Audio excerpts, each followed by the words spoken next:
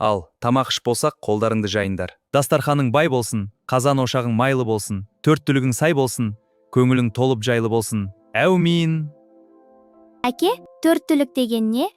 Түйе, жылқы, қой, сиыр, қазақ халқы осы төртеуін төрт түлік деп атаған. Әке, ал олар не береді? Түйе сүт береді. Жылқы көлік болған. Қой жүн береді. Сиыр сүт береді. Әке, біз төрт түлікті көрсек қой.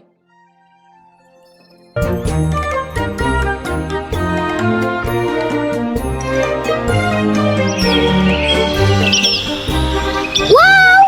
Қандай әдемі жер! Біз шынымен жайлауға келдік пе?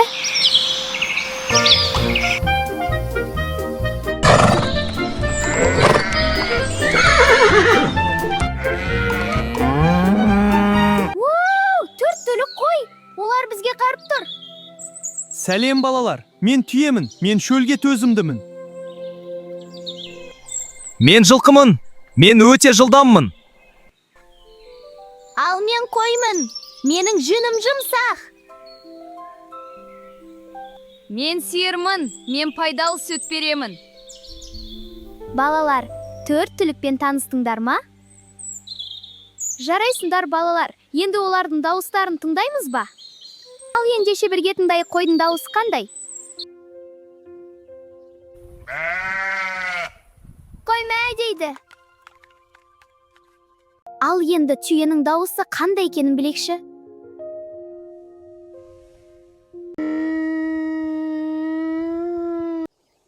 Жылқының дауысы қандай екен?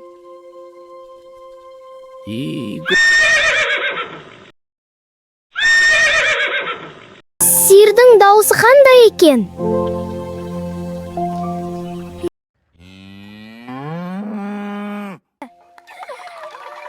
Ал балалар, сендер төрт түліктің төлдерін білесіңдер ме?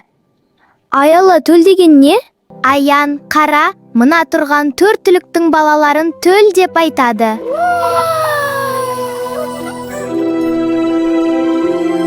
Балалар, біздің артымызда тұрған не? Жарайсыңдар, түйенің төлі қандай?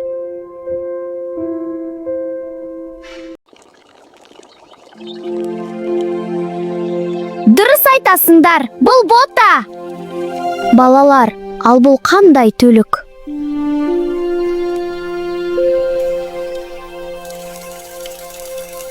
Жарайсыңдар, бұл сиыр. Ал сиырдың төлін білесіңдер ме? Бұл бұзау. Бұл түліктің аты қандай? Бұл жылқы. Ал жылқының төлін білесіңдер ме?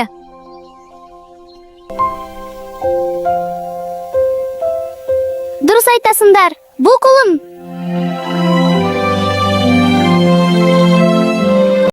Ал мынау қандай түлік? Дұрыс, бұл қой. Ал қойдың төлі? Бұл қошақан. Түйе маң-маң басады, жылқы зулап шабады, қой секіріп ойнайды, сиыр сүтін береді.